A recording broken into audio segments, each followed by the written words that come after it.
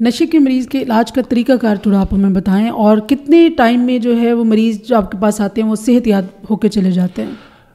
نشے کی بیماری کا جو علاج ہے، یہ میں یہ سمجھتا ہوں کہ اگر کوئی شخص کبھی کبھار نشے کا استعمال کرتا ہے، اس کا علاج کا دورانیہ بہت کم ہوتا ہے، لیکن وہ مریض جو کہ کرونک ایڈکشن میں مبتلا ہے یا وہ اس کی جو ڈوز ہے وہ ڈیلی بیسس پہ ہے اور وہ چھوڑ نہیں سکتے، تو اس کا جو علاج کا جو پراپر طریقہ کار ہے اس کے لیے ایڈمیشن ضروری ہوتا ہے۔ ایڈمیشن بھی 90 ڈیز سے لے کے 120 ڈیز تک ریکمینڈڈ ٹریٹمنٹ ہوتا ہے، جس میں پراپر طریقے سے ان کی پہلے مرحلے میں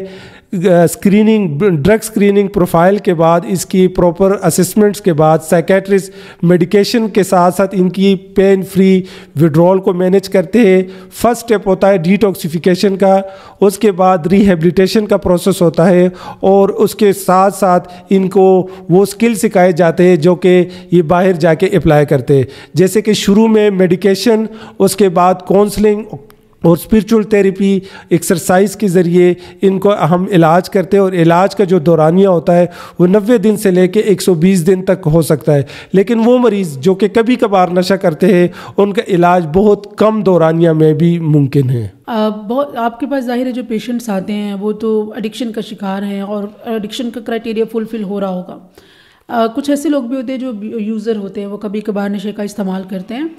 تو میں نے دیکھا ایسے لوگ کہتے ہیں کہ جی ہمیں اس چیز کو چھوڑنا ہے، تھوڑی ہمیں مشکل ہو پا رہی ہے،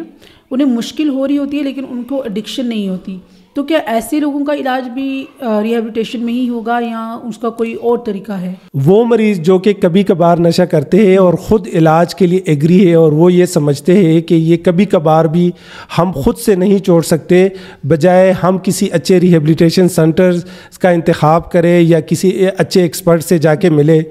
بہت سے ایسے مریض جو کہ کبھی کبھار نشے کا استعمال کرتے ہیں اور وہ چھوڑنا چاہتے ہیں، تو میڈیکیشن اور کونسلنگ کے ذریعے گھر بیٹھے وہ چھوڑ سکتے ہیں، لیکن وہ مریض جو کہ میڈیسن اور کونسلنگ نہیں کرواتے، کل کو وہ جو ہے نا کرونک ایڈکشن میں مبتلا ہو جاتے ہیں، اور ان کے لیے پراپر ایک ٹریٹمنٹ پلان ہم بناتے ہیں۔ لیکن اگر کوئی شخص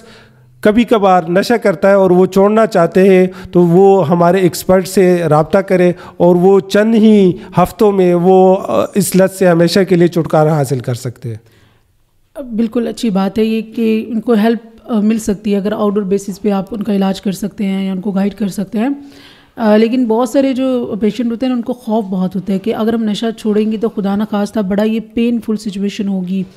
بہت سارے مریض اس ڈر سے جو ہے وہ ٹریٹمنٹ کا سوچتے ہی نہیں ہیں، اور اگر وہ سوچتے ہیں تو بس یہ خوف ان کے دل میں ہوتا ہے اور وہ اپنے ارادہ بدلتے رہتے ہیں۔ ایون کہ فیملی کو بھی یہ خوف ہوتا ہے کہ اگر ہم پیشنٹ کو کہیں گے کہ آپ ڈرگس چھوڑو تو وہ اس کو خدا نہ خواستہ کچھ ہو نہ جائے، وہ زیادہ تکلیف میں نہ ہو، تو یہ اس حوالے سے کیا بہت سے مریض اور فیملی، بالکل یہ آپ کی بات صحیح ہے کہ وہ خوف کا شکار ہوتے ہیں، کیونکہ وہ تکلیف، وہ یہ سمجھتے ہیں کہ ریہیبلیٹیشن سینٹر کا جو نام ہے اس کے لیے خوف، مطلب یہ تکلیف کہہ سکتے کہ ہمیں بہت زیادہ وہاں پہ تکلیف ہوگی۔ تو میں یہ سمجھتا ہوں کہ اگر کوئی بھی شخص نشے کی بیماری میں مبتلا ہے اور وہ اپنا نیو لائف سے ٹریٹمنٹ کروانا چاہتے ہیں، تو میں یہ اس چیز کی ہم اس کو شورٹی دیتے ہیں کہ آپ کا پین فری ڈیٹاکس ہوگا۔ کسی بھی قسم کی آپ ڈرگس کا ٹریٹمنٹ کروانا چاہتے ہیں، چاہے کوئی بھی ایڈکشن ہو، ہمارے جو سائیکیٹرسٹ ہے، ہمارے جو ایکسپرٹس ہیں، ہم وہ ان میڈیکیشن کا استعمال کرتے ہیں جن کی آپ کو وڈرول پراپر طریقے سے مینیج ہو سکتا ہے، اور اس کے ساتھ ساتھ 24 گھنٹے جو ہمارے ڈاکٹرز موجود ہوتے ہیں جو وقتاً فوقتاً ان کو میڈیکیشن دی جاتی ہے، تو کسی قسم کی کوئی تکلیف، کوئی پین نہیں ہوگی، اور آپ کا علاج گھر جیسے ماحول میں ہو جائے گا۔